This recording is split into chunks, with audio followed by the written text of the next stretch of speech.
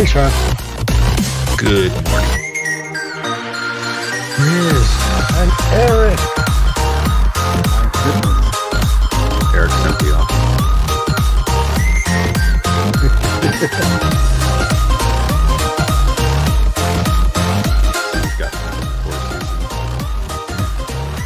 See that, huh? Outstanding. All right, well, hey, good morning, guys. Good morning, faceless voice. Oh, yeah, I guess I need to turn that camera on. There we go. Oh, don't do it. Oh, I said something. Oh my God. That what a pleasant greeting. Thank you, everyone. Hey, good morning, everybody. Oh, hey, This hi, is the Christian. Microsoft Community Office Hours. Hey, there's Shari as well. And Shari just joining us. We're getting started. And welcome to the Microsoft Community Office Hours. This is episode 36. Woo! And yeah, just a lot going on. Middle-aged. Yeah, I was just listening to. I was telling Hal, I was watching the news out on Yahoo News about AvePoint, and TJ was just doing an interview about AvePoint going public. Somebody's trying to cash in. So, yeah, well, they've been doing it for a long time, but just kind of wearing my SharePoint shirt today, so classic. I'm wearing my shirt for Hal's benefit. Oh. Well, you're wearing a shirt for all of our benefits, but what is that specifically? Cool. It's a trash 80 color Outstanding. computer. Outrageous. My brother got this for me for birthday or Christmas or something. I think they may have sold like two others. Well, if I'd known about them, then I sold a third one.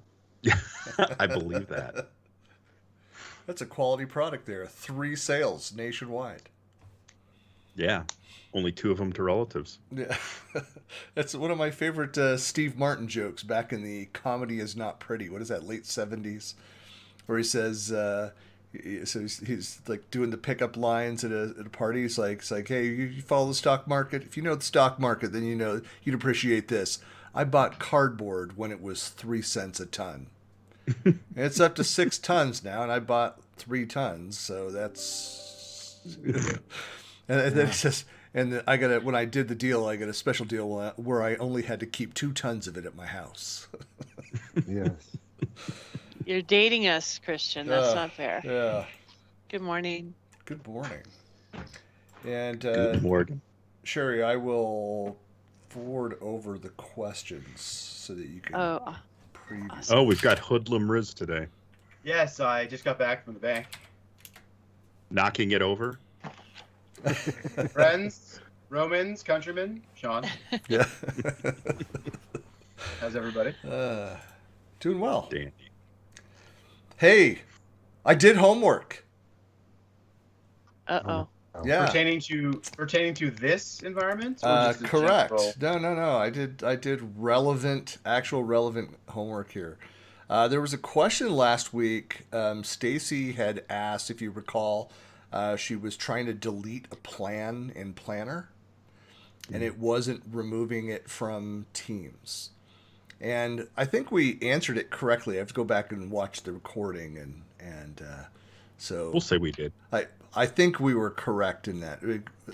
So there are a couple parts to this question, and I know there's been a number of questions. And this is one of those fun things where there's a number of questions going back to 2016 of how do you delete things out of Teams? And there was and all of the Microsoft resources, in fact, answers pointed to a third party, to a person's blog post. It's Tony Redmond, so it's pretty official, but that Quasi third, yeah. that link is now broken, so I don't know what's going on there if he altered the article. But the point was that there's the plan itself, there's the tasks, there's any documents that you attach to that, and then there's comments. And there's 4 different scenarios for 4 different things. But to answer her question, because she was having the issue within Teams where she went in and deleted a plan. She was the plan owner, and yet it was not disappearing from Teams, and was asking why that is. Well, so the first thing is what you go in there is the plan owner. So you can go into the edit plan details and delete the plan. And so that's how you delete that if you have the ability to delete that. If you are not the owner and want to remove it from your view, then you leave the plan, which removes the visibility. So it's dead to you, So you just walk away. Sleeps with the fishes. That's right. And then there's other components. So because a plan, as far as artifacts still existing, there's all of those things which are still tied to the group. They'll still exist even if the plan is gone. And so this kind of leads to we've had this discussion a number of times about, well, how do I archive a team or how do I archive a group? It's like, well, it's not just one line thing. It's not like a file share and everything's segmented and we're just going to go and archive that silo. It's striped across a number of services and plans, as I just said, there's tasks, there's conversations, and each of those things lives in a different place. And so you can probably the most complete way that you can delete all of those artifacts is to delete a group, which has ramifications. It's with all those different artifacts. There could be other relevant things that are relevant to the team, to the organization, that are not tied to that plan that you'll just destroy by doing that. But to answer her question, that's how you delete a plan. If the artifacts are there because of the plan, the attributes are stored within SharePoint, it's part of that 30-day, which is what we did discuss last week. There's a 30-day hold. If that's not good enough, you can go and expedite that over within SharePoint and delete things. But generally, twice. That's how you do that, right? Correct. With a 2-stage recycle bin, once out of the users, and then you got to get it out of the admin. Right. But if users are just complaining that, hey, this doesn't make sense, this plan that's gone, it's like, well, you could just go and leave that plan, and then it disappears from your view, and there's the answer.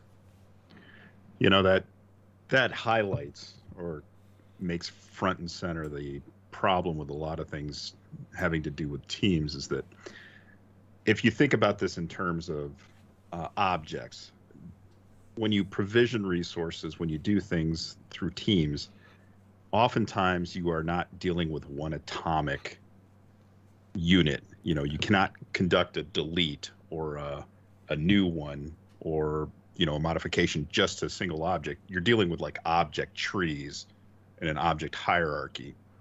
And anytime you're provisioning Teams related resources, that kicks off a series of procedures and actions, makes it look to you like the user like you're doing something and just instantiating this new object. But in Teams, things sprawl out all over the place.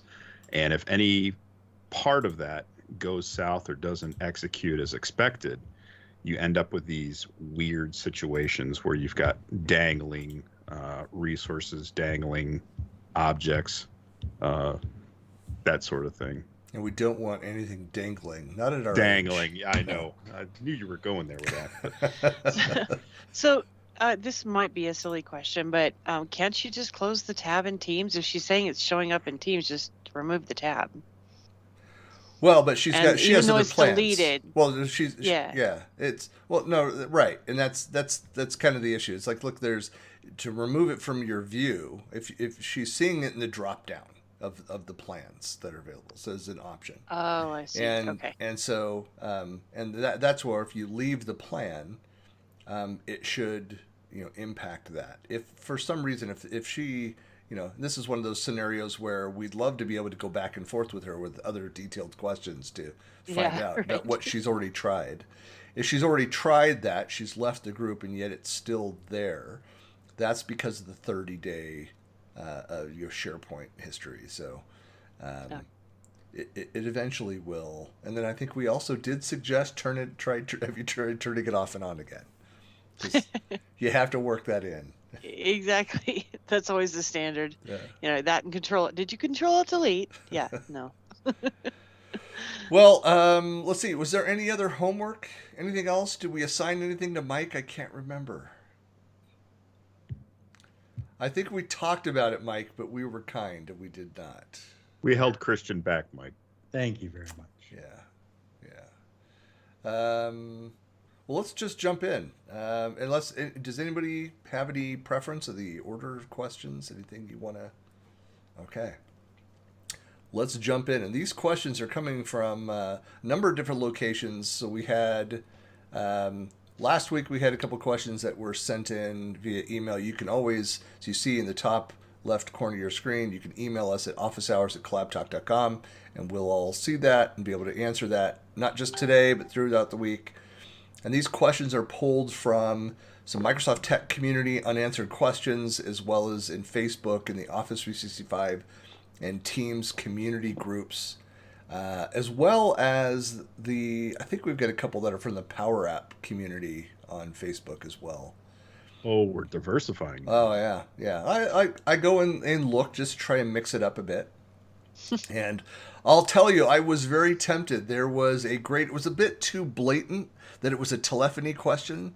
I like to add in the kind of the hidden telephony questions. Like, you're not sure until you're reading halfway down that it's a telephony question. And then for those that are just joining for the first time, none of us are telephony experts, so No hablo telephony.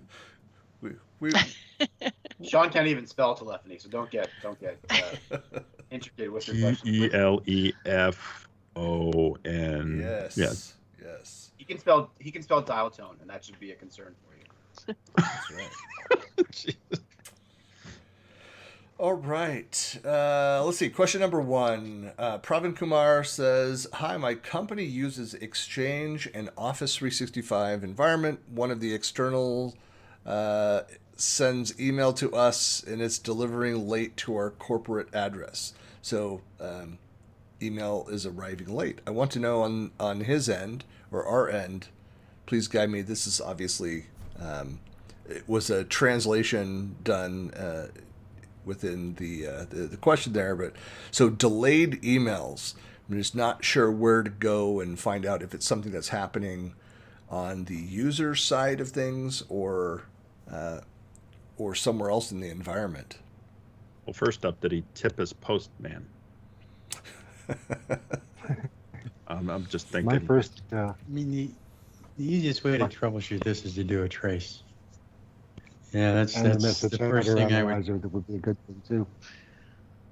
The first thing I would do is I would do a trace and just send an email to that user and see where it goes. Message header analyzer will Yeah. tell you all the hops. When Yeah. it happened. And then through Yeah. perceived, you'll know there was a problem. The trace will definitely get down into the details, but if he doesn't have access to the admin console and those tools. But the trace is limited. It's only good until they're 17 years old, and after that, there is no trace. Been researching 17-year-olds, have you, Christian? I was doing a Harry Potter reference there, Sean. No, I'm not going with that. What's her name? Christian will be here all week, folks. Yeah, Folks, yeah, please, thank you. Tip your waiter and try the field. All right. Question number 2. Philip asks, in Teams, files, such as PowerPoint presentations that are shown during an online meeting still appear on the desktop when sharing the desktop. These are not currently open. However, they cannot be reopened because they can no longer be found. Can they be deleted in any way? I'm confused. Yes. Me too. So this is I think I know what she's talking about. Okay. Like when you do your share screen and lower right hand corner, you have the option to share a PowerPoint if you're in the desktop version. And your most recent PowerPoints are showing there. You can't right click, remove them. So even though they're recent, you may have moved them or deleted them. Oh, I didn't know that. I didn't know that existed. Huh. Learned something new But- every day. I didn't either. So to me, it looks like you can't remove them. I'm not sure either if there's a cache somewhere that, or, you know, what the recent Teams considers to be the recent that sits there. So that's an MRU list? I'm sorry. Of some sort, I most said- recently used. That's an Yeah. MRU list. It almost like you know when you go in and you are filling out an email and adding names, and you'll see a list of suggested names drop down, and you'll see 3 emails for the person that you know they've changed companies twice, and you delete, but there's still like in cache of the old emails. They just keep showing up, and it's frustrating sometimes because I've gone in and I've cleaned up their profile and removed, and it's just somewhere it's hanging on to that email still, and it pops it up every once in a while.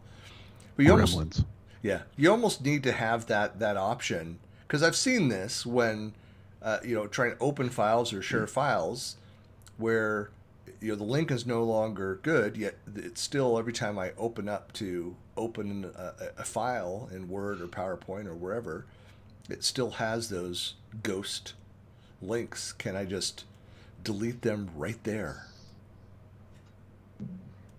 Would be nice.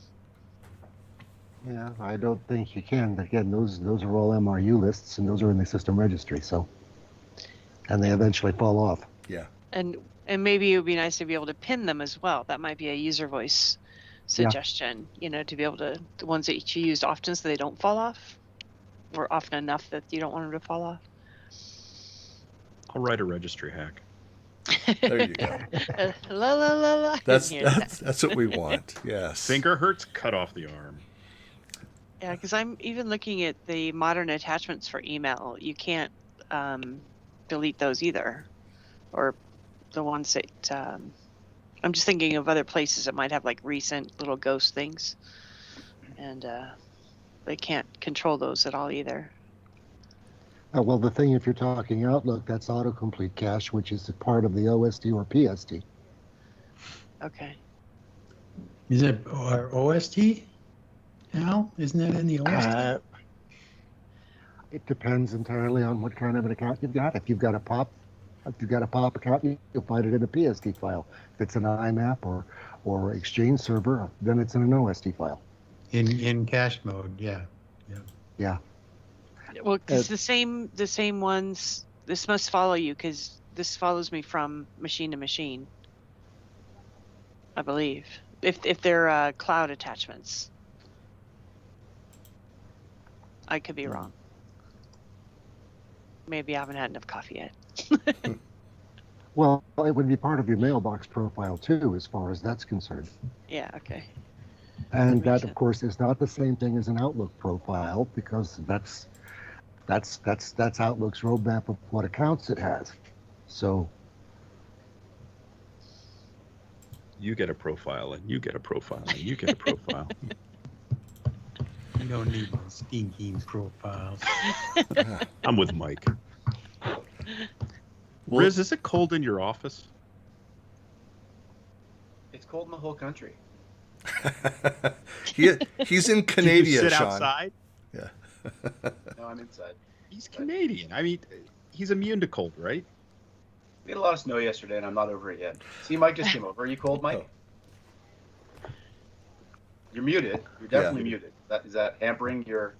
Yeah, Riz, I'm in the same office as you, and I'm fine. I don't know what You're on the other side of you. Hey, I don't The know. stack on this side is very different. Hey, Riz, last That's week priceless, Mike. I was watching something on ESPN, and it just it was like kind of on the background in the TV over past my monitor, and all I heard is my ears were cued in for this as they were going through in highlights, and he said the words "and over in ice hockey," and I went, "Whoa, whoa, whoa! It's just hockey!" Ice is redundant, yeah. It could be field hockey. So I know, but I just Or Street street hockey. but you would Chris say and I field. always have this conversation about ice hockey. It's so funny. But Eric, that you have me trained that I yelled at the TV. It's a very sensitive thing up here. It really- Wasn't there a thing when we were younger in school? It was called tonsil hockey. And you used to Oh. kiss girls. He did not. Oh, yeah. Yes, He did Yeah. not. I believe it's the Wow. technical term is NICMO, Mike. Well, when you used to kiss girls, you used to call Point it for tonsil. you, Mr. Nelson. Yeah. Point for you. That's well played. You know, Well- nothing more than kissing. Well, let's focus in on question number 3. And Christian with the redirect. Yes. Michelle asks, I have Teams installed on my work computer, and it is a tower, not a laptop. Okay. It must be you. Those in my team meetings that have laptops have turned on an artificial background. Is there any way of turning a background on for my tower? And if so, how can I turn it on? Oh, let's. Well, you go into settings, and let's see, what was that? You've got to set up the additional. Well, while Hal's let's see. looking for that, let's just start by saying, Michelle, it has nothing to do with whether you're on a tower or a laptop. Correct. Well, let's just say that the brilliance of Microsoft coders, they thought through those scenarios, and they offered this feature Stop, Christian. regardless of hardware. Stop. Yeah. Yeah. But Yes, there are a there's a couple questions. WMI hook in Teams that tries to determine hardware form factor and therefore enables the feature. Yeah. There are some questions though Yeah. about how they joined the meeting. You know, some meetings I join, I can't change my background, Yeah. depending on how if you join as a guest and they don't allow you, or if their company environment doesn't allow them to do that. Or if we Well, found out if there's an update happening to some of those features, which could temporarily, Yeah. nullify it. I think there was another question. I don't know if I captured it here, if I just saw it. Somebody was asking about, why is it? You know what? I did not include it. Somebody's asking about why they're seeing some features that they should be turned on, but grayed out. And It's a Thursday and a full moon. yes. I don't even know if that. Anyway, the starting point would be to go into settings and add that little check mark to turn on new meeting experience. New meetings and calls will open in separate window. Requires restarting Teams, then restart Teams, and then if you have the version that has been appropriately updated, for that it'll appear. All right. But you do have to restart Teams. Yep. Yeah. So if you've never used that before, you've got to go through that step. Once you've got it, turned on, it's the ellipses up at the top of the menu, and you should be able to see that. I'll click on it here. Like I've got the together mode. You should be able to go into your. Well, it's not, there, but go into the menu options and change it for your individual preferences. So I'm actually going into the admin. I want to find out, does Teams have a policy around that? I didn't think Well, they had a policy around it yet. I know the government community cloud, some of our clients, they're not allowing them to change their backgrounds or put their own ones in. They're only Okay. releasing some agency approved ones, and then they don't let them can't add their own. So did they restrict that by not allowing that new Teams meeting experience? Is that what this switch is? That I don't know. I just know that they're like, I can't change my background. Like, okay, because you're in the GCC, and they said no. So. Sherry, that sounds like homework. Find out what it was. Yeah, find out what it was and find out how you set that control, like what that control is. Okay, Yeah. I think I know who the contact is at the technical guy on that side of it. So I'll see what I can find out. Cool. Thank you. Yeah, I'm in there I'm in the administrator right now, and I don't see any setting for restricting virtual backgrounds. I mean, they have whiteboard restrictions and who can start what and who can do what, but yeah, I'm not seeing anything. Interesting. Yeah, I don't question the government people. I just nod and say, okay, that's the message that we'll send out. Well, the thing is, it may be enabled or disabled via PowerShell as well, because Microsoft did say that last week. As a matter of fact, I read that they have the PowerShell module for Teams now has half a dozen or so commands that aren't available in the UI. So. What is that showing up in your picture there? The text is backwards. Yeah, I see that. Microsoft Windows. That's my copy of Windows 1.0. And the picture came out upside down. Funny thing about Teams, when you add pictures, they come out all kinds of strange orientations sometimes. I remember running that on Windows 3.1 and then wait a minute, it was DOS. Yeah, you ran that on DOS, and I completely uninstalled it right away. I'm like, what is the benefit of this clunky overhead graphical clicky thing? Yeah. I remember my first PC where because I was in the 80s, I was a Mac guy, and so it was early 90s, so like 91, 92. I had a 38660 and 38640. That's right. And I had to go pay. It was for the expansion board for the RAM and the RAM itself. It was like $800 to be able to then install Windows 3.1. Yeah, what we paid for RAM back then. Yeah. Back in the days of the old 4164 RAM, you betcha. Yep. Good times. Hey, Christian, Yeah. I say we go for question number 7 because I love the first words of that question. Okay. Is that the one that starts with, Mike, you've been providing great content and answers to us? Similar to that, it says, I'm going crazy. So, yes. Yes. Crazy. Hang on, I'll move that up. Yeah, Aren't we all? so let's tackle that number 7 here. So Michael asks, I'm going crazy.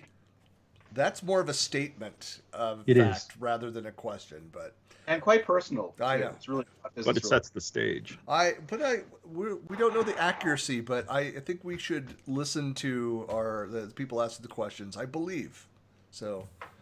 I'm going crazy. I have Teams in my company. My wife has Teams in her company, and I have 4 kids at 2 schools also working with Teams. I found no way to communicate with each other.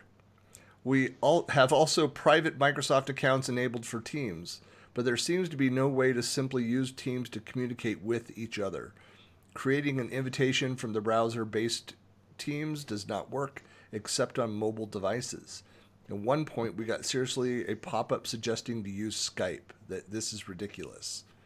I also tried to invite the family from my company account, which was also unsuccessful because it does not accept these emails. Mm-hmm. They've got groups turned. So this is by design. Yeah. You just need to create a new team with just your family members. Correct. And because obviously your company doesn't allow external email addresses, which is legit. Your schools for your kids probably don't allow external emails, which is legit. So, yeah, create a new team. Yep. Yep. Well, there's also. Yeah. Oh, go ahead, Sean. I'm sorry. The tenant-based policies for external users. I mean, they have to make sure that you allow people from the outside potentially in, but yeah, create a designated space for that. No, I was going to say the one other thing that there's talk about multi-tenant and the support for personal to make it easier. Microsoft is trying to make it easier to move back and forth between these. So there's stuff that's coming. Microsoft realizes that they need to make that process easier. This goes back stuff that's how coming. many years with the The end of the universe Microsoft is coming. ID and the work or school ID dilemma that still goes on today. And does cause problems.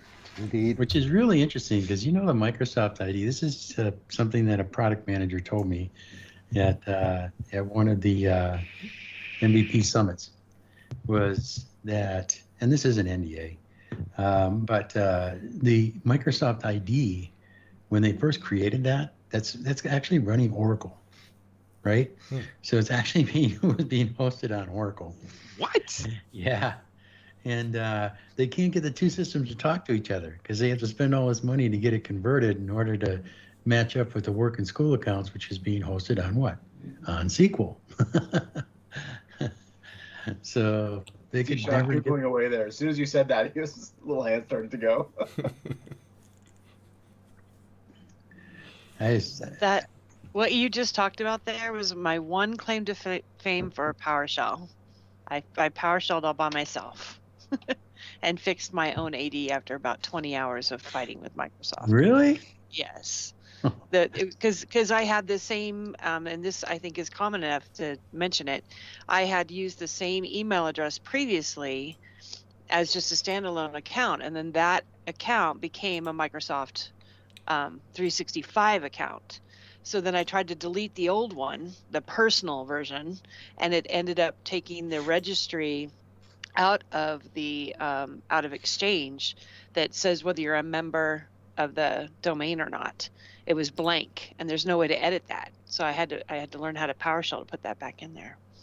Well, and I have the problem where our family has a domain, and that was under Google Apps before 365 was a thing, right? So it was registered under Google. Google uses it, all the mail is directed there and everything. Well, then we get 365 comes along. I started signing up for that stuff.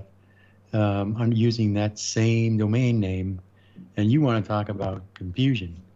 Holy crap. Because now my wife, as an example, my wife has one account that connects both as a Microsoft ID and as a work and school account. But she can only get in to certain things depending on which one she uses, because they have both have different passwords. But they're all Microsoft services. So you have to use one or the other. You can't use both. It doesn't make any sense. I just love that. So I've had, like a lot of people, I had my old Hotmail account, so pre-Gmail existence, and had it for a long time. So when I created my Microsoft ID, it was my Hotmail email.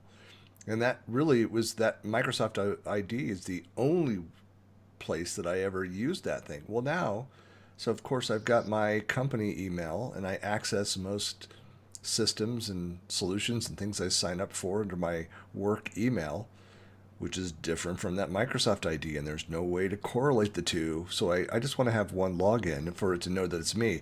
So half the time I'll go and it will try to auto log me in using my standard Microsoft 365 account login. Like, nope, it has to be my Hotmail to get into that system. These over here, it's the same thing. And it will recognize I'm me over here in those company email ones. But, anyway, yeah, it's a big kludge. Does anybody remember, like 3 years ago, they said they were going to fix this? Yeah. They did some level of consolidation or interoperability, I guess I should say. Yeah. I think on their end, they're, going back and forth between the two accounts for some systems. But yeah, it's not complete. I know I still have to log in with my consumer Bitstream Foundry account and then my business Bitstream Foundry. Well, I love it. I love it when you connect to a service and it comes up and it pops up that login box, but it doesn't tell you until you actually enter the user ID and the password, and it says, "Oh, you can only use a work or school account for this access." It doesn't tell you ahead of it. Mm-hmm. You have to go back. Or you can't log in with the personal account here. It recognizes your Hotmail account and says, no, you can't use that. Yeah. And getting back to his question is, how did they get a pop-up to suggest using Skype? Where does that come from? That's I don't know. Has anybody seen that? I have never seen that. I think he's got the special version. I know that there are some places, some applications. I'm trying to remember where I saw this, where I saw some reference to Skype pop up. I was using, in fact, I think I was looking at one of my older laptops, getting it ready for my son to use, and was doing something or other, and some Skype reference popped up, and I'm like, what is that? And realized, Office is outdated, a bunch of things I need to go and update and clean on this thing. But yeah, I've not seen that in a long time to know what that is. Yeah. I know some of those messages are actually registry resident, it's kind of weird because I've had this with OneDrive before where I've had SkyDrive dialogues pop up.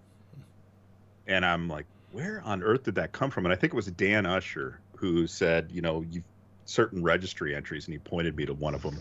So I would bet that there might be something registry bound that is tied to that. And maybe it was part of that conversation that would happen a few months back when Dan spoke up. But isn't there a bunch of SkyDrive references like within SharePoint code, and just it's like all over the place? And there's everything in SharePoint code. I know there's a lot of front page references as well. So I like a good link reference every now and then. I would. Not a joke. I see link references more often than I see SkyDrive references. I do want to, if I could go find this, I need a front page t-shirt. I think that would go over really well within the SharePoint community. Good luck with that. Yeah, I loved front page. I loved it. I tell people you can still use front page to make websites. You can. It still works. They just haven't done anything with it since 2003. Well, there's also an open source version of Windows Live Writer, which was fantastic for simple blog creation and publishing. So. All right, question number 4. Oren asks, how can I watch a presentation on Teams in full screen without any application frame? Not possible. Try F11, and it might work. You still get a border. It was what I found, because we were trying, and maybe this has changed now, but what we would do is we would trying to record a Teams recording in order to understand the difference between getting a recording from Teams and recording a Teams actual video. Yeah. The reason being because we were troubleshooting. You know how Teams, well, you know this, Christian, when you record something like we're doing today, previously Teams used to put in this little 5-second bumper, and they used to have this logo thing that would come up. This is early on. So I do know that there was a frame that showed up, and it's just a slim frame, and it's, I don't even know if it still exists, but I know exactly what they're talking about. I think it's still there. Well, one thing you can do if you're using, again, how much post-production you want to do with that recording. Once it's captured, you can go in and using Camtasia or any other editing software.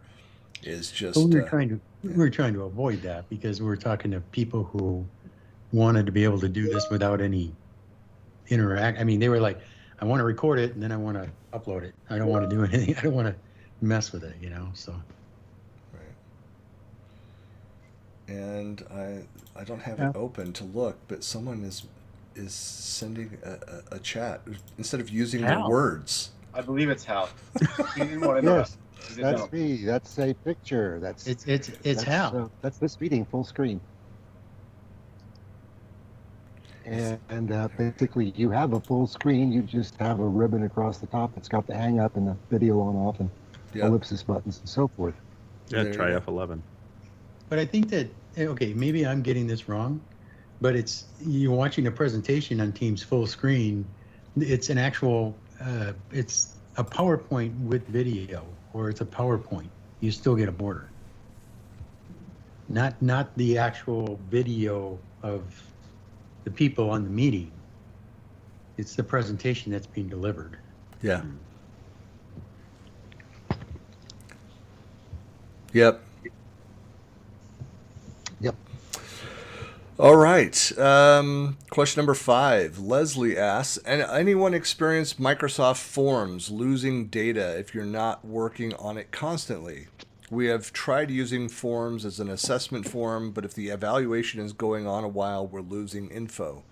Is there something we're missing or another way we can do assessments other than using Forms? I think I saw this in one of the forums, and the suggestion that I was going to make at the time was to post it into a SharePoint list with Power Automate. But that's what I do, because otherwise you've got that static Excel spreadsheet that you can't control or do reports on or any of that. So That was my suggestion, but somebody beat me to it. Well, it's and my first thought too is that it's like, well, how long of a form? I mean, forms is not meant to be like a 50 question, end of course summary, test for students. It's just not built for that. It's more of a pulse survey tool. If I were going to be doing something and with any kind of complexity, but one, is it just timing out? Is that the issue? Are they using there's not a like free or paid version. You have access to it if you've got Microsoft 365. I don't know if there's anything else that would be causing it to time out. Personally, I've never experienced that. I've not lost data from the form. I've not had a form time out on me, but I don't know what length it stops performing. Well, I'm curious if the form itself is how does she know that the data is being lost? I mean, how does she know? Because if it's not there, it's not there. I'm just thinking, how would I know somebody filled it out or didn't fill it out unless somebody told them? Or maybe the next time they do an export, they're missing data. So then I don't know if it would be a timeout thing. Because the only way you'd know that data was missing is if you extracted the data and then went back in and another day and extracted it again, and not seeing the same thing. That's my only. Is this on intake, meaning getting information back, or when this person is creating the form? Yeah, I think it's when they've not during the creation process, but when people are using it. That's the sense that I get from it. So I don't know if they're experiencing that because people filling it out and some of the data is missing, so it's inconsistent, or people that are completing it and it's failing halfway through where it's restarting or other things. I mean, it could be a number of problems. Could be network issues. They're nothing to do with forms at all.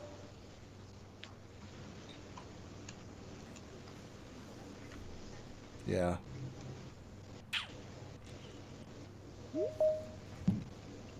Who that? Sharon Sharon. Weaver. It's Sharon. Sharon, just in time to answer all of the questions about Microsoft Forms. We saved it for you. Oh, goody. Yeah, somebody's just experienced they're losing data in Forms, and I'm not sure if it's they're losing information. So when people are completing that, if that's we don't have obviously this is one of those situations where being able to ask other clarifying questions would be useful in providing information back of whether it's an issue with timing out. Could be a network issue. Is there something wrong where the limitations of Microsoft Forms? Yeah, it looks like it might be a timing out issue. Yeah. So many things they could be doing with it that could cause issues. Yeah. Why didn't we just say that earlier? All right, let's jump to question number 6. Nathan says, if I post something to a private channel, will the people who are in the channel be notified, or will I still need to @mention them? It depends on how their channel notifications are set up. Yeah. Yeah, this is one of those, best practices where if you want certain specific people to be notified, @mention them. Even if they are, and I do this even if I'm in a channel that has 4 members and I write a message, it's just like my habit, and I want the 3 other members to take a look at something, I will @mention them. And it makes sense because in larger channels and larger communities where there might be 100 people in there and you want those 3 people to review it. But, because by default, I turn off most of the other notifications. And so I want that. I want people to purposefully, at mention me if I need to look at and review something, because I don't rely on those other notifications. And a lot of people don't realize there's actually a really cool feature in Teams that people don't even know this there is you can actually pin channels. So if you click on the ... next to a channel that you're working with like really frequently, you can use the pin tool and it'll put it at the very top and then turn on notifications just for that channel. And then that way, if you have like 3 or 4 primary things that you're focused on, projects or topics or discussions, then those are kind of the first things that you see at the top, and the rest of it is kind of not prioritized afterwards. Yep. Well, One of my favorite features. Well, the other thing is they can mention the channel or the team. Mm-hmm. You don't, that way if there's several people, 20 people, you don't want to have to mention 20 people. Just mention the channel name and then the notifications. Well, and also if there's a project that's across channels, is creating the tag, Tags. which is another way for those notifications. So, and that's, I actually see that. So it's like creating a DL that's cross channel, cross activity, and referencing. And so you can create a tag for projects, for project names, and so every time you project XYZ, it will notify everybody that's a member of that team that's subscribed to that tag. It's a really cool feature.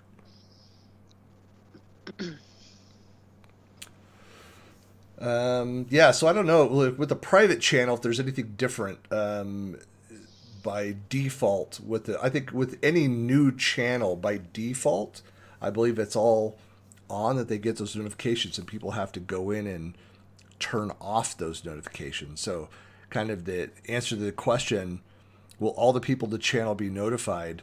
If they've not turned off the notifications, yes.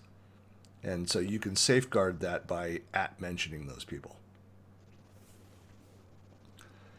All right. So we already answered number 7. So jumping to number 8.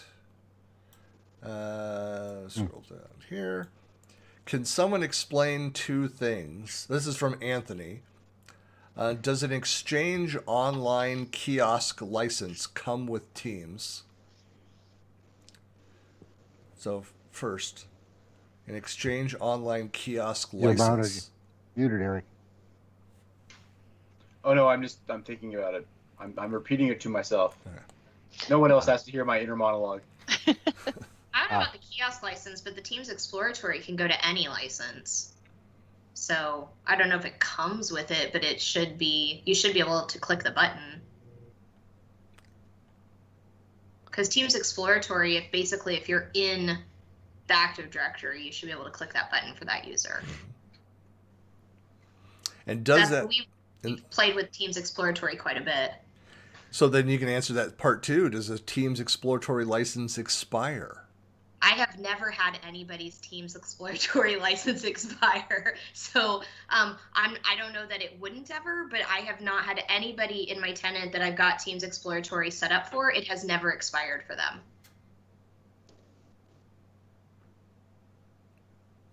And I use that, so we have a lot of guest users and we have a lot of external users that participate in our stuff.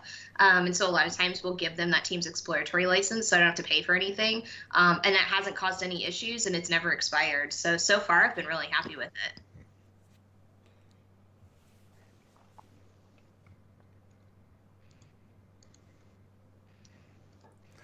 The uncomfortable pause while we wait for anybody else to add anything to it. Who else is a real nerd and plays with Teams Exploratory licensing? Those are 2 separate questions.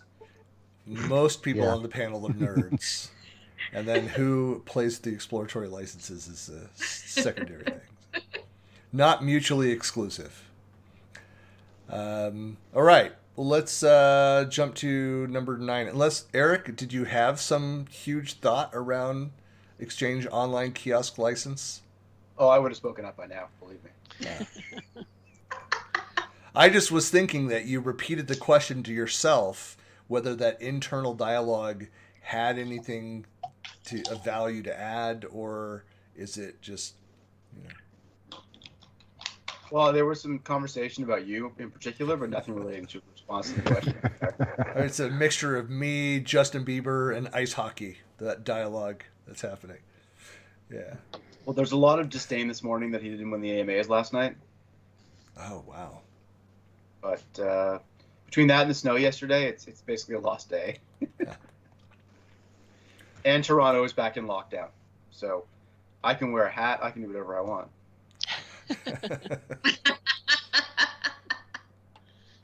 Well, on top of that, this is probably a good opportunity to tell people too. There's also a free Teams. I know a lot of people forget about that, but there's also a free version of Teams. So if all they're trying to do is like just have some basic collaboration, they can always sign up for the free Teams also. Using their work or school account. Or their Just remember, and I've been cautioning a lot of people about this, if you do that, there will be a future either without Teams or a licensed version. So think ahead before you just start dumping stuff in there. I'm all for using it and all for using the free license, but just plan a little bit, please. Well, that's the story with everything. I mean, it's First funny. taste is free. Right. Remember having this conversation with Yammer, and Slack has that issue, and all these applications. I mean, freemium, there's a cost to freemium, especially once an organization makes a decision to move over to that. And it could be migration costs and cleaning up the admin side of things. And yeah. Well, and you lose a lot. I mean, you lose all the conversations. You can move files. You can't move the conversations yet. You can migrate them from tenant to tenant, but you can't migrate them within tenant. Although we're testing a tool that claims they can do that. Yeah, but is it in? But the question is though, is it in state? I mean, it's one thing to go back, because you can go and archive all the conversations and make them searchable, but they are detached from anything, and they're not useful with that move. So the question would be, it's kind of like the state engine of those conversations. Can I move them intact and then be able to continue with the conversation once it's moved? I feel like there is an opportunity right now. The first person to be able to do that is going to be like a hero. So. And a zillionaire.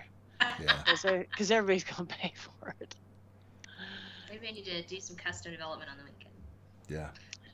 Is this a good time to talk about a $2 billion acquisition? For those that checked their email this morning, anybody? That was left out of the finer details, but. What $2 billion acquisition?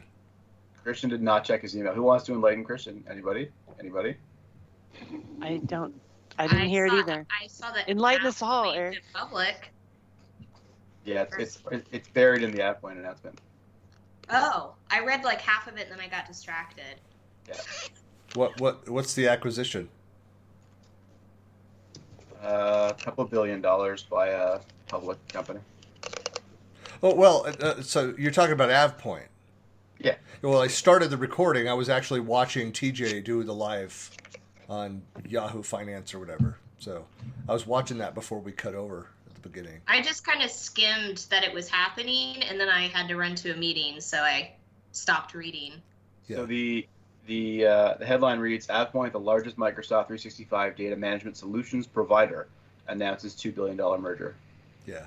So what it is for folks that didn't see that, of course, you could go and catch the recording, and TJ kind of outlines it. And TJ has a great blog post. I read that this morning as well. That's why I went and put on like my classic SharePoint shirt. That's why I'm wearing that for today. You didn't want to go Exceller? I'm kind of disappointed.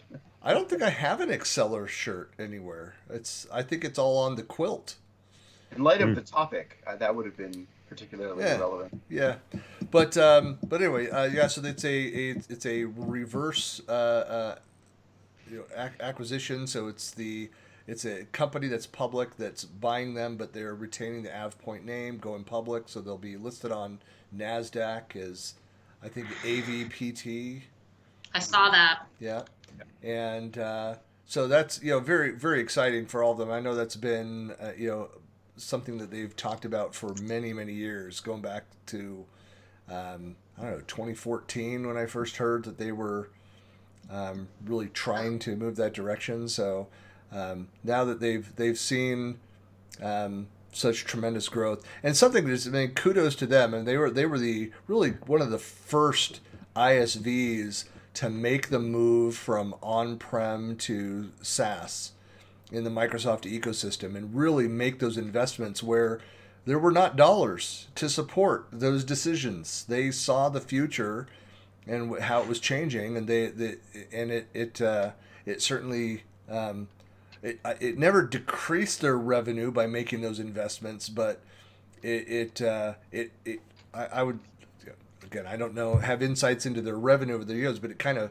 flattened things for a little while as they shifted revenue over into growing that business. But it's just exploding. I mean, obviously with everything that's going on this year, but even prior to this year, it was just it was a freight train that was just going up and doing very well. So kudos to the AvePoint team for all that they've built.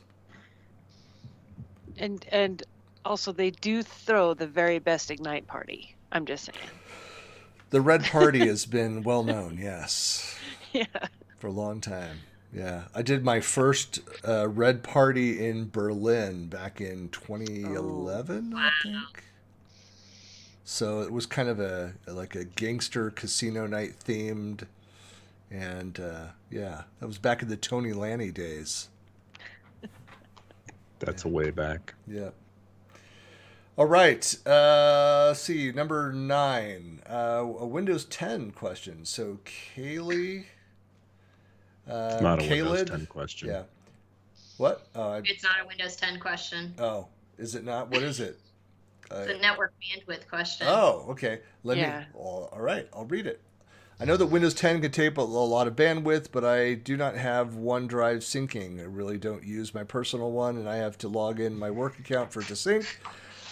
I live out in the boonies and have poor internet. There are some days that just me starting my laptop from out of sleep mode causes our smart TV on YouTube to freeze and get fuzzy. I'm not even on Wi-Fi with my phone. Is there any way I can figure out what might be hogging the bandwidth? I thought I had paused updates and things, but yesterday I merely opened my laptop and took it out of sleep mode, and it froze my partner's smart TV show. Do they have a kid somewhere playing Xbox? That used to suck mine down to That's just the nothing. way that their network is routed. It's probably Yeah. like a cheap router. And I'll tell you what, so on Prime Day, I was trying to decide what to spend my money on. And I got one of those new mesh routers with the tri-band mesh, and it is amazing. Like before, we have so many devices in our house, and we were kind of struggling with sharing bandwidth ourselves, and we have gigabit internet. So, I was like, why is this not working? And the minute that we installed the mesh router system, everything has been fantastic. Yeah, that's got an awful lot to do with it. I had the same sort of a thing happen with had an old Belkin router that I've had here, and my service with Cox is 150 megabit, roughly. And it's consistently pretty much shown about 50 to 75, and then I've updated to a new Asus router, a newer one. It was used hand-me-down, but still a whole lot newer than the Belkin I had, and now I'm cranking 100 plus. Yeah, So, you guys yeah, are it talking has a about a lot Wi-Fi to do. coverage problem, though. That's, this person is out in the boonies. Chances are they've got very low bandwidth to and from wherever they're going to. So they may have, you can put in fantastic Wi-Fi coverage. It's just going to move the bottleneck back up to the actual internet connection. So what this person can do is many different access points, whether you're using Wi-Fi or wired routers, whatever is the last stop in your house going out to the internet. Many of those tools or many of those devices have some sort of operating system, and Ubiquiti devices are fantastic for this. Unify. You can go into your access point. You'll need to learn the IP address for it, but many of them have some sort of tool that will show you a meter of some sort on how much you're pushing out or getting down from the internet. You'd need to track it that way, because barring Wi-Fi coverage problems, which Hal and Sharon have already addressed, if you've just got limited bandwidth, and if you're out in the boonies, I can appreciate where you're coming from. Mark Rackley oftentimes talks about this, and where he is in Arkansas, he's got DSL, and DSL most of the times is asymmetric. You get better download than upload. But if you're just turning on or pulling your laptop out of sleep mode and it's disrupting your video, that certainly speaks to some constraint there. Now there are ways to dial down the streaming bit rate for various services. Those are different questions, but there's lots of different ways to optimize this. Mm-hmm. But look at your router that goes out. It's the last stop. Worst comes to worst, Wireshark. Worst comes to worst, Wireshark is your friend. Yeah. So, Sharon, you said you had a tri-band, so you had 3 bands, because we put in a dual band, and that's what solved our problem. We put the kids on the 2.4G with the Xbox, and we were on the 5G for work. Yeah, okay. Yeah, that solves a lot of it, because if you separate out the bands, then you're basically prioritizing devices. But I agree with Sean. Like, there's kind of 2 parts to that problem. It's like, what have you got coming in to work with, and then how are you optimizing what's coming in? And then in terms of, like if you do have devices that are going to hog bandwidth, you have to be careful about when you use them, and maybe turn off your updates and things like that, so that when you're on your laptop, you're using the right bandwidth or the right channel and stuff like that. Yeah, and the smart TV is a high bandwidth device too. Mm-hmm. Now, depending on the device you've got, there are also ways to put in QoS, quality of service rules around traffic that gets prioritized. Yep. So it all depends on your router. There's also one more thing you can try, and this is by no way, shape, or form the most financially streamlined way of doing it. But if you say read a book, I'm going to slap you. No, RTFM. You can move. You can go closer to the non-boonies, wherever you might live, and that may see a dramatic increase in speed. They're saying the solution to this problem is to move to the city. A longer And string maybe and 2 new change your internet cans. service. Yeah, has anybody tried one of the satellite internet services? I know Yes. people who have. Awful.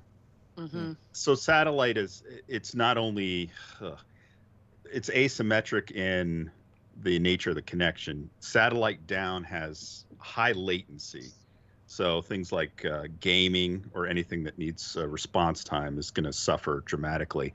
But upload with satellite systems is actually a modem. It's a landline. It doesn't push it out typically to the satellite. And I would suggest that's primarily true, Sean, with legacy satellites like Hughes. Mm-hmm. But with Starlink, it's not the same. Oh, okay. Starlink is different. Starlink has got really good reviews.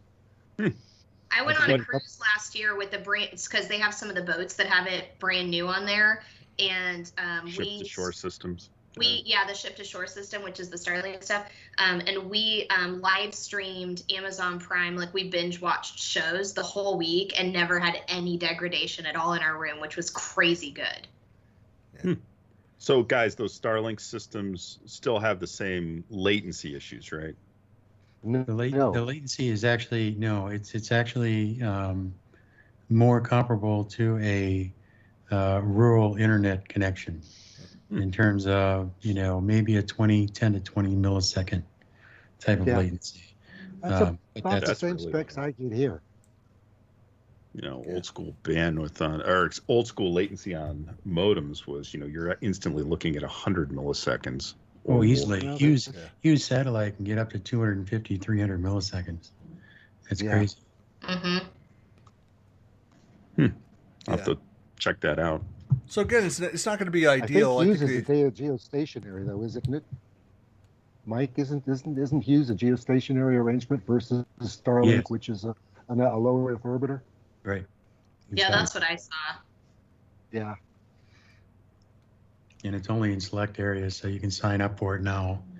But until it comes to your area. Yeah. Today's show is sponsored by Charlie, yes, $100 a month right now. You betcha. Exactly. Yeah, Elon needs more money. Well, that's it, for the majority of households too. I mean, having a little bit of that latency, as long as they're able to still get that content down from streaming services and watch TV and do that kind of stuff. If you're doing real time collaborative work, yeah, it's not as great. But and I just had a conversation with a school district about this. Is that the problem they're running into is work from home and COVID. And what's happening is that you, instead of having 1 or 2 people that are working from home that are using bandwidth for whatever they're doing, now you have 4, 5, 6, 7 people at home, all sharing the same internet connection. Mm-hmm. The ISPs, the Spectrums and places like they're loving this. They're and they'll be the first one to offer you an upgrade for an extra $40 a month or $100 a month or whatever. Bastards. Yep. Well, yeah, whenever you say it's slow. And it's because I have 2 teenagers upstairs that are streaming video for their classes, and they stream for 4 hours in the morning, and it's Zoom streaming, right? Plus videos that they watch in order for their classes. And then there's your porn server in the basement. Right, I have what? Yeah. Well, I was waiting to see what that was too. there first. I was going to mention that last show, so I just let me get to that, okay? But then you have me doing my work here, and then you have my wife doing her work. It's not so much that the access has changed. It's the dynamics of what's being using that access has changed. So people don't understand that. And the first thing that they knee-jerk reaction is to, hey, I got really slow internet. What's going on? Oh, okay, you want to charge me another $60 a month? Yeah, I'll pay it. I don't care. That's a knee-jerk reaction. That's and that's what the cable companies and the ISPs are betting on. I'm telling you what, man, so I got the Eero mesh system, which is Amazon creates it. I'm talking so that they can laugh this out. I'm just looking at Riz. I don't think I've ever seen his face turn that color I'm just before. used to rolling my eyes. Somebody mark the day.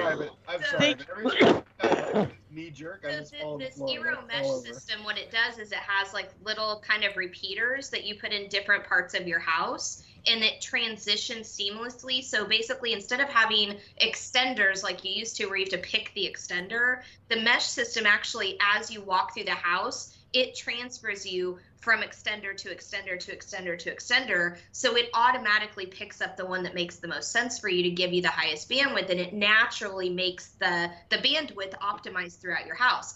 I understand, we're getting sponsored by people now, but I would say, like, if there was a recommendation I would make for Mike's scenario right there, is it's made a huge difference for us because we have great bandwidth coming in, but we were trying to share it amongst all of our people. And by bringing in the mesh system, we have little spots throughout the house now, and everybody gets the part of it that they need to get. And so everything's been a lot faster and a lot better. Yeah, and I 2 points on that. First is, Christian, I didn't know we're being sponsored. If we're being sponsored, I want to know. Number 2, I will really double the cash outlay that you received today. Yeah, I will double it. no kidding.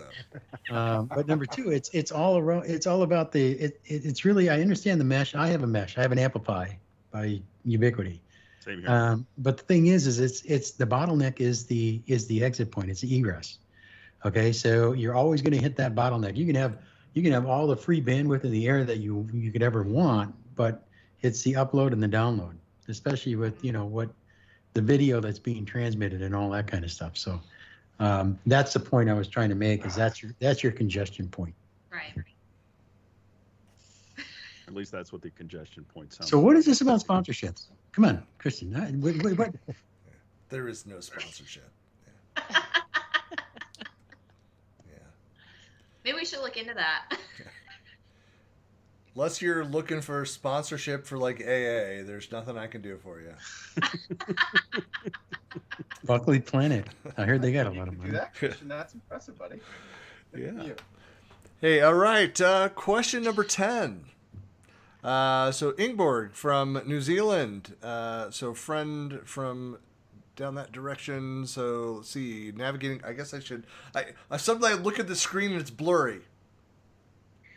Wow. Man, old age. Get your monocle out. Yeah. Hello, I have a stream channel with about a dozen videos, and I need to make edits to all of these video details. When I list the videos in the channel, I can click the pencil icon to edit the details, fine. But when I then apply the changes, I don't get back to the channel view, but a page for the video that I just edited.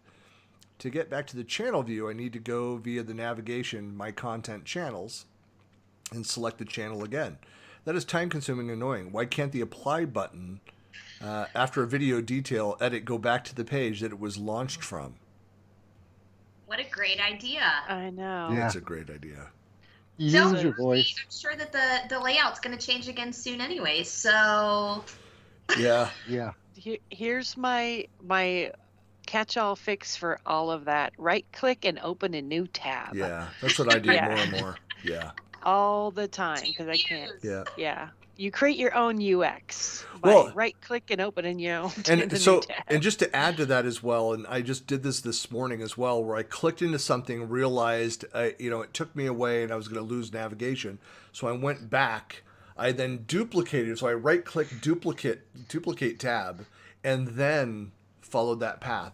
So I have that other tab open.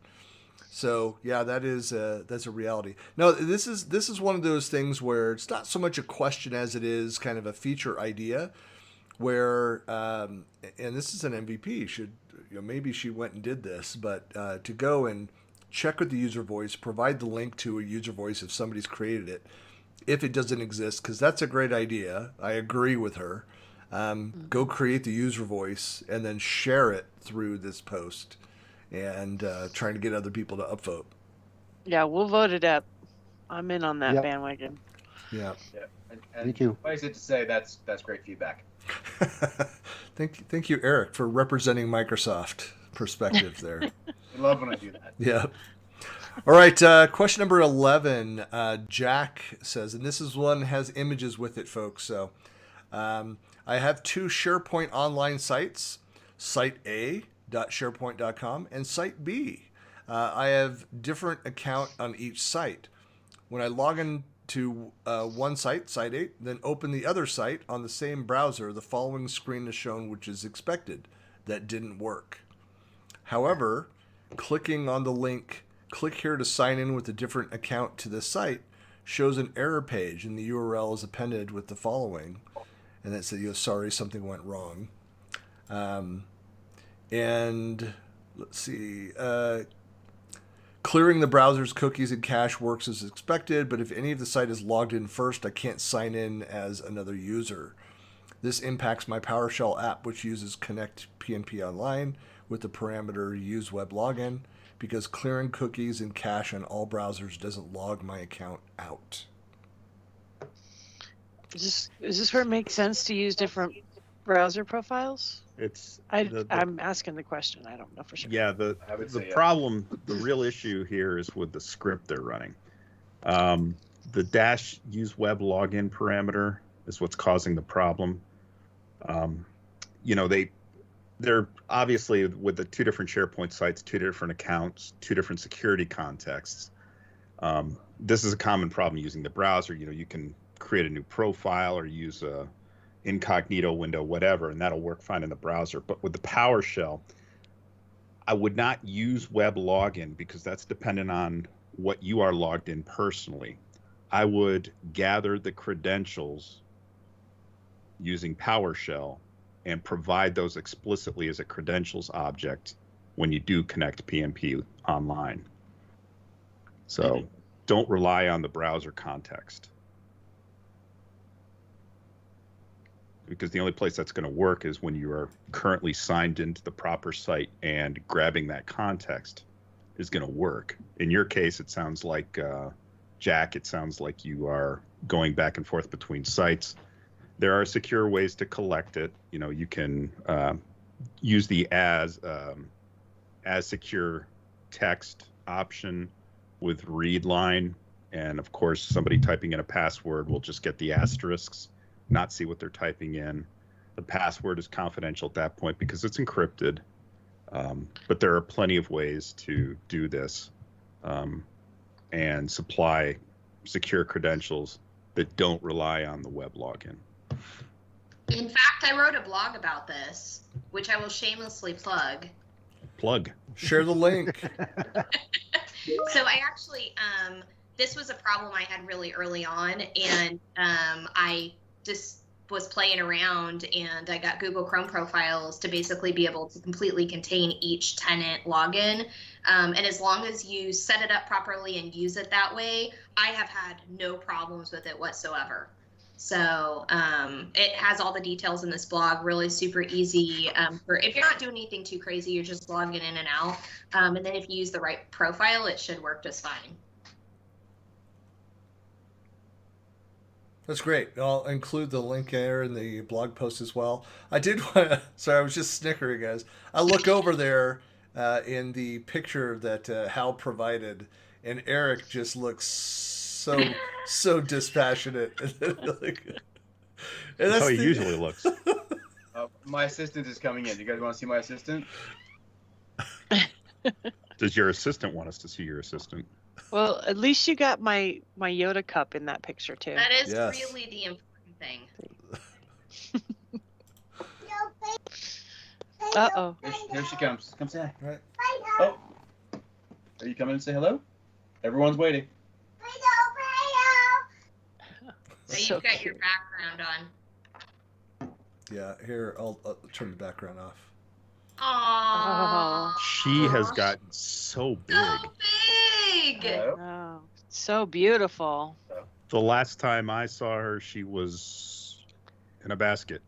I don't think so, buddy. I think you're thinking. I think you're thinking of the other one. So this is Taylor. Oh, okay. Hi. I'm sure the other one's glad to know you call her the other one. The other one. so This is how much dads love. approach their This is children. one video I assure you she doesn't watch on YouTube, so she'll never know. Yeah. I mean, I've got the boy and the girl, so Yeah, I call them boy child and girl child because especially on social media, they don't like to be tagged on anything. So I just refer to them as boy child and girl child because I only have one of each. Can you tell everyone your name? What's your name? You're Taylor. Aww. So cute. how old are you? It's cool. Hey. I remember those days. Yeah.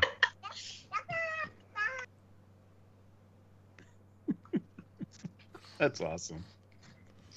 Mine are old enough to have some of those now, but they don't yet. So Yeah. I've got the my wife has been in for the last month, has been with my daughter in Minneapolis, so she's been having grandson time. And he's that's- now 15 months, I think. So running around, causing a lot of damage, pulling everything out of every cabinet that is unsecured. Good times. Good times. Good time. Yeah. So Sean, I you're know- thinking of Sydney, and she's 5 now. Wow. She'll be driving soon. She keeps telling me that. Yeah. Mm-hmm. Good heavens. All right. Question number 12. Raju says, I have 2 email domains. 1, 2, 3. So at on Microsoft and at on G Suite. Now users on G Suite cannot use Microsoft Teams. Says, how can I achieve G Suite users to start using Teams? Additionally, I've also added users on G Suite on my guest users on my Microsoft 365 admin panel. Please help. I am done with reading articles and goodness knows what. So, Nice translation. Darn. Yeah, nice translation. Nice Darn save it. there. Yes. So just so everybody's aware, there's no such thing as 123 at onmicrosoft.com.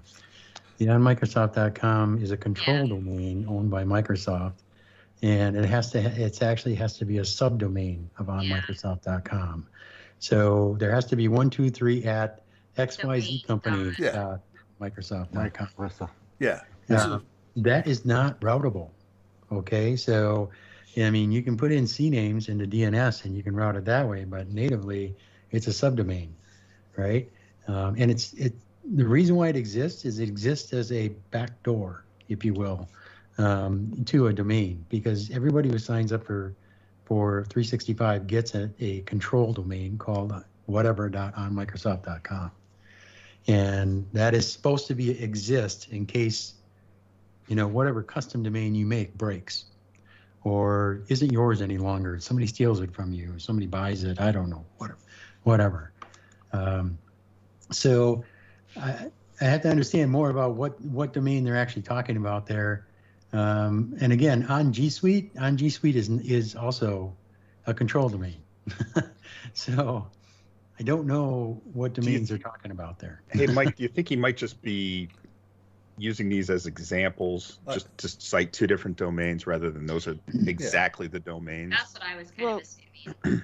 And I have a similar scenario because I have two different domains that I manage the email under my primary domain, which has the on Microsoft.com extension, and I can't use that same username under both those other domains. So does that make sense? Like I have Shari Oswald at domain1.com, and I have Shari Oswald. I can't have Shari Oswald at domain2.com under the same alias as a guest user under the on Microsoft.com.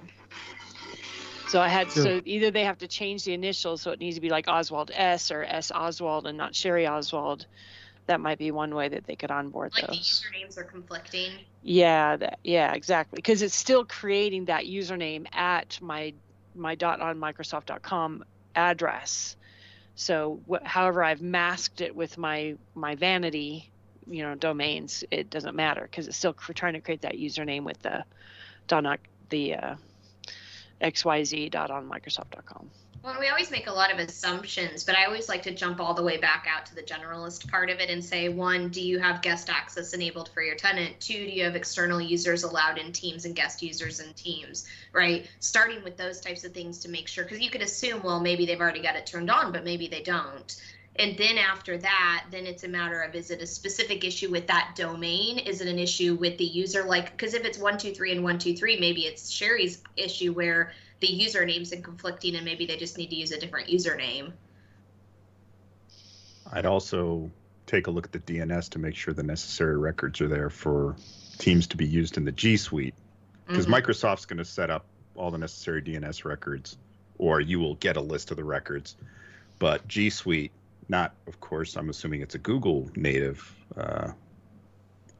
domain, or it's wired up to Google services. They're not going to put necessarily Teams records in there. I guess part of my issue too is, I need to understand more because he's actually putting in there. Additionally, I have added users on G Suite on my guest users on my Microsoft 365 admin panel. I don't know exactly what that means. I need to understand the dynamics of where they're actually adding users and to what. Because everything is Azure Active Directory. 365 has got nothing to do with it. It's actually Azure Active Directory. So, we need to find out more details in order to troubleshoot something like this. So many We've never had that opportunities answer on your before. calls, Christian. So many opportunities. You hate to give that answer of, it depends. Oh, we do it every week. I know. Multiple times. I'm wearing the It Depends t-shirt in SharePoint. Yeah. And he's wearing the Depends bottom. I thought he was going to say something else. Swear to God. That goes without saying.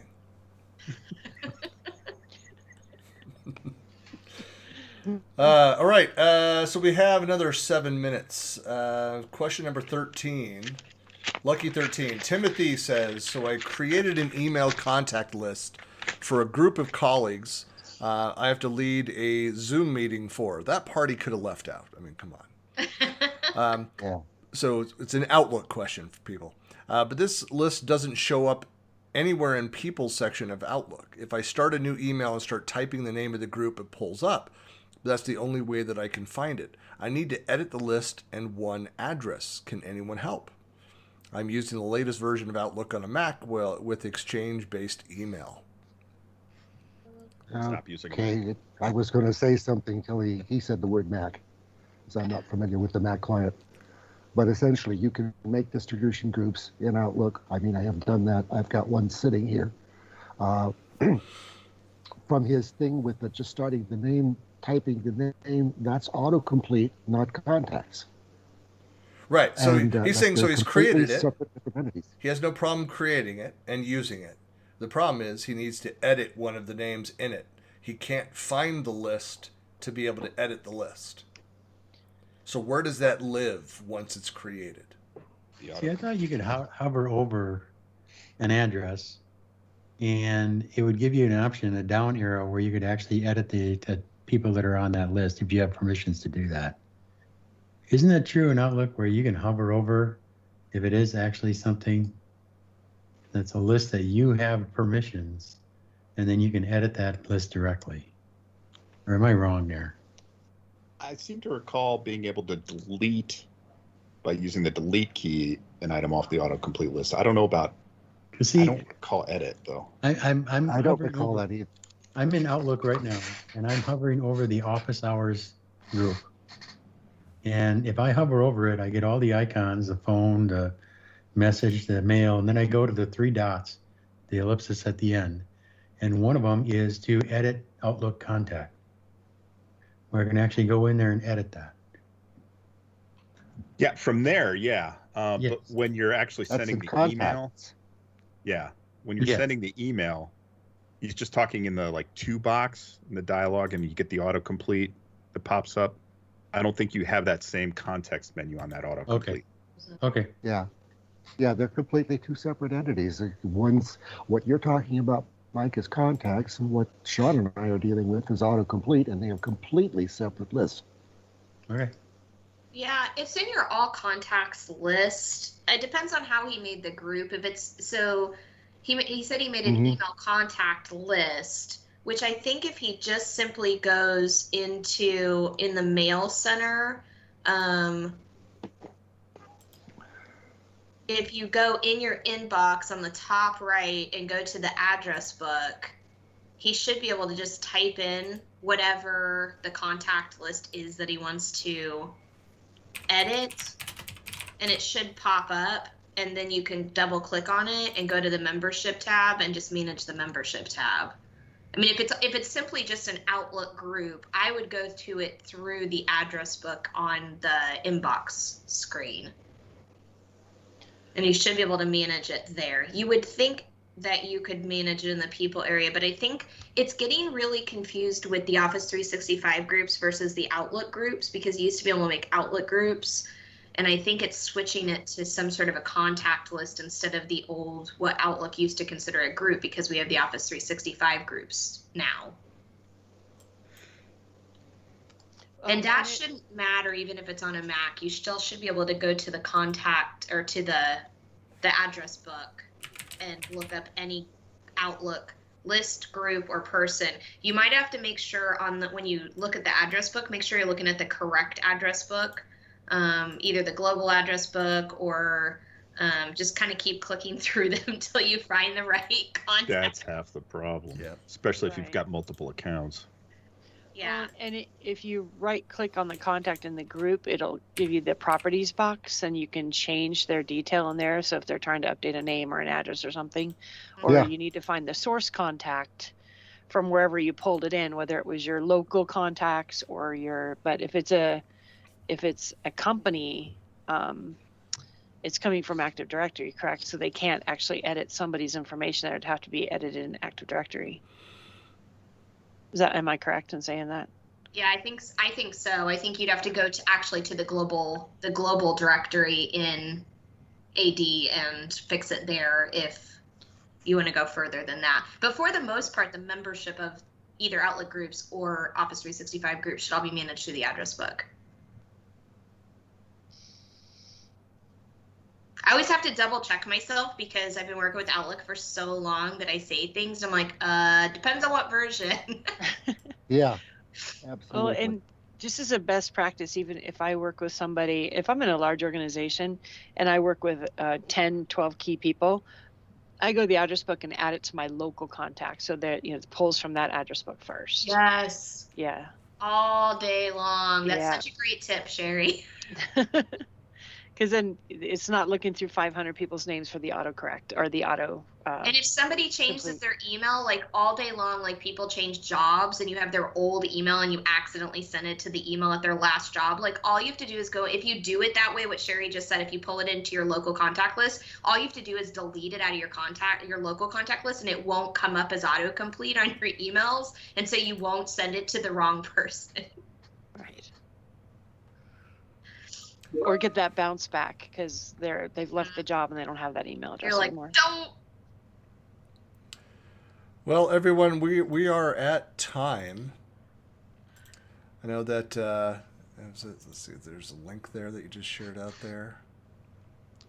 That's just a picture of the difference, how they are portrayed in the address book. The top one is a single contact, the bottom is a group contact. Mm-hmm. And you can see that one shows a single person icon, the other one shows grouped. It shows two people. So, and it's also bolded. So that's how they appear. But what if my group has more than 2 people? Well, thanks everybody for participating, and yeah, I'm moved on. We're gonna rise above it, Sean, and we're professionals.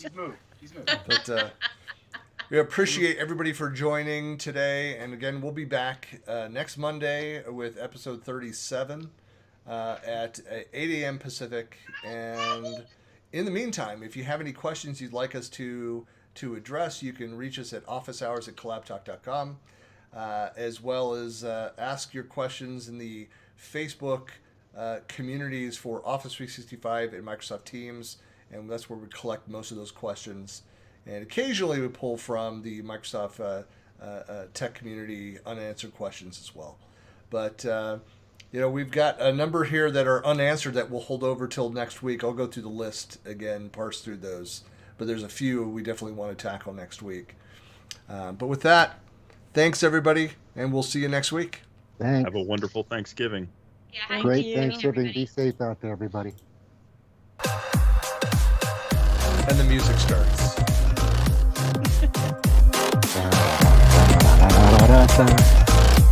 See you guys later.